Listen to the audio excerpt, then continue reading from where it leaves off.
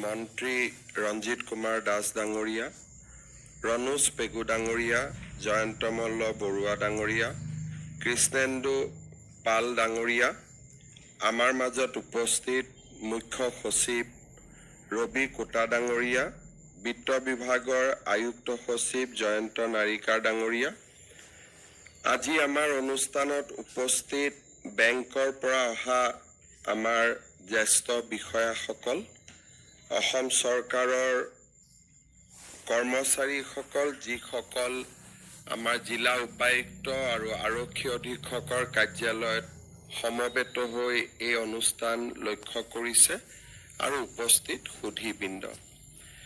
বিত্ত বিভাগৰ আয়ুক্ত সচিব জয়ন্ত নাৰিকাৰ ডাঙৰীয়াই জিৰ' প্ৰিমিয়াম ইঞ্চুৰেঞ্চ কাভাৰেজৰ বিষয়ে ইতিমধ্যে উল্লেখ কৰিছে। মোৰ মনত আছে, মই ঝাৰখণ্ডত নিৰ্বাচনী প্ৰচাৰৰ বাবে ঝাৰখণ্ডত আছিলোঁ। এগৰাকী পুলিচ কনিষ্টবলৰ তাতে মৃত্যু হৈছিলে আৰু চৰকাৰে ঘোষণা কৰিছিলে যে আন সুবিধাবিলাকৰ লগতে আমি বেংকৰ পৰাও আমাৰ জিৰ' প্ৰিমিয়াম কষ্টৰ 50 লাখ টকাৰ ইঞ্চুৰেঞ্চ যোগান ধৰিম।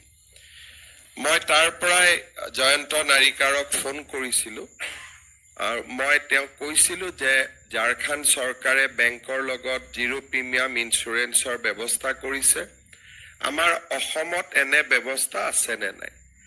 তেখেতে মোক কৈছিলে যে আমাৰ যিখন অৰিজিনেল এগ্ৰিমেণ্ট আছিলে তাতে এই বিষয়ে উল্লেখ আছিলে, কিন্তু আমি কোনেও বিষয়টো পাৰ্চু নকৰা বাবে বা পৰৱৰ্তী কৰিবলগীয়া কামখিনি নকৰা বাবে আমাৰ কৰ্মচাৰীসকল এই জিৰ' প্ৰিমিয়াম যিটো ইঞ্চুৰেঞ্চ কাভাৰেজৰ বেনিফিট তাক পাব পৰা নাই।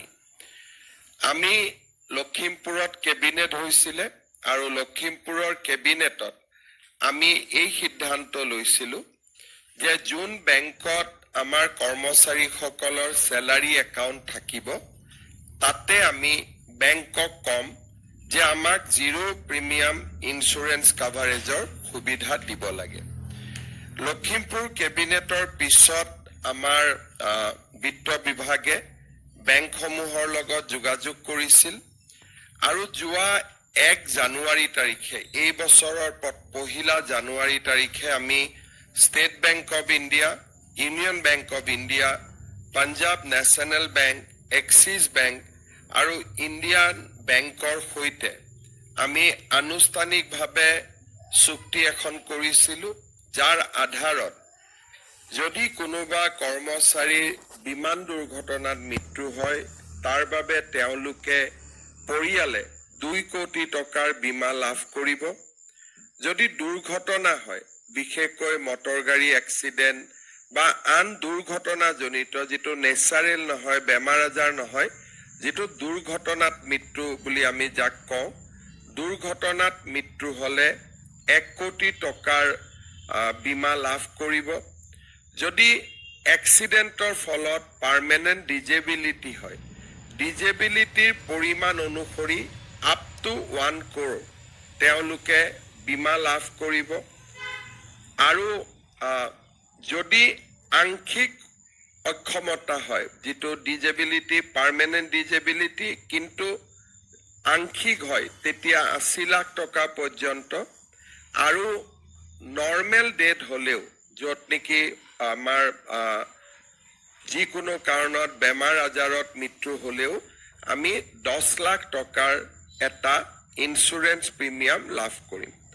সাধাৰণতে আমি গ্ৰেচিউটি দিওঁ, এইটো গ্ৰেচিউটিৰ লগত এটা অতিৰিক্ত 10 লাখ টকা আমি বেমাৰ আজাৰ হৈ মৃত্যু হ'লেও আমি পাব পাৰিম।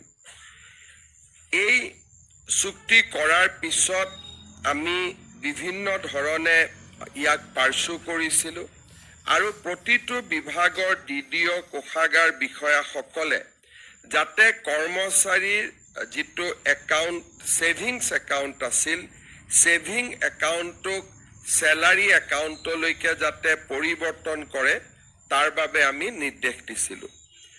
যোৱা কেইটামান মাহৰ প্ৰচেষ্টাৰ ফলত এতিয়া 4 লাখৰো অধিক কৰ্মচাৰীৰ একাউণ্ট চেলাৰী একাউণ্টলৈকে ৰূপান্তৰ হৈছে তেওঁলোকৰ ছেভিংছ একাউণ্ট। বিশেষকৈ আমাৰ যোৱা 6 তাৰিখেও প্ৰায় 5,000 নতুন শিক্ষক শিক্ষয়িত্ৰী নিযুক্তি হ'ল। অহাকালিও আৰু 5,000 নতুন শিক্ষক শিক্ষয়িত্ৰী নিযুক্তি হ'ব। ডিচেম্বৰ পৰ্যন্ত প্ৰায় 35,000 নতুন চৰকাৰী কৰ্মচাৰীয়ে আমাৰ চৰকাৰত যোগ দিব। আৰু আটাইসকলকে আমি আজি ডিচি সকলো ইয়াত উপস্থিত আছে, ট্ৰেজাৰী অফিচাৰ সকলো উপস্থিত আছে। মই পৰামৰ্শ দিম যাতে খুব সোনকালে তেওঁলোকৰ চেলাৰী একাউণ্টলৈকে আমি তেওঁলোকৰ ছেভিংছ একাউণ্টটো ৰূপান্তৰ কৰোঁ। আজিৰ সভাত আমাৰ কৰ্মচাৰী পৰিষদৰ বিষয়ববীয়া সকলো উপস্থিত আছে। তেওঁলোকেও বিভিন্ন ধৰণে কমিউনিকেট কৰিব লাগে যে আমাৰ একাউণ্টবিলাক যাতে চেলাৰী একাউণ্টলৈকে ৰূপান্তৰ হয় আৰু তেতিয়া আমি এই সুবিধা লাভ কৰিম। আজি আপোনালোকে চাওক যে 1 জানুৱাৰীত আমি এই MOU কৰাৰ পিছত মানুহ কেনেকৈ উপকৃত হয়।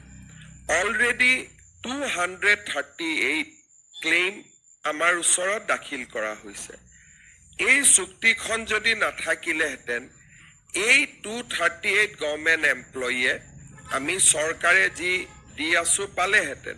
কিন্তু অতিৰিক্ত যিটো জিৰ' প্ৰিমিয়াম, য'ত প্ৰিমিয়ামেই দিব নালাগে, এই অতিৰিক্ত সুবিধাটোৰ পৰা তেখেতসকল বঞ্চিত হৈ থাকিলেহেঁতেন।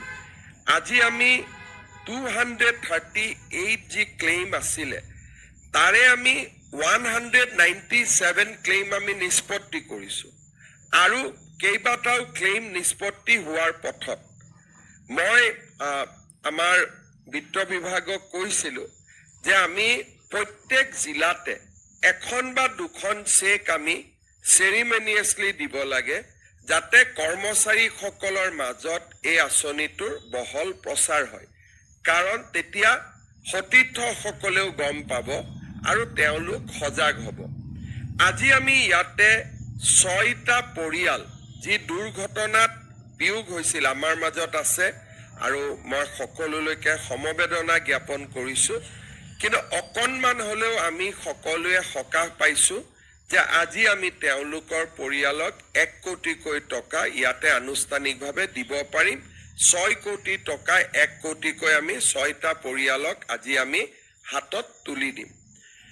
আৰু 191টা পৰিয়াল আমাৰ মাজত এনেকুৱা আছে যিসকলৰ মৃত্যু হৈছে, কিন্তু বেমাৰ আজাৰত মৃত্যু হৈছে আৰু দুৰ্ঘটনাৰ লগত তেওঁলোকৰ বিশেষ সম্পৰ্ক নাই। তেনে 191টা পৰিয়ালক আমি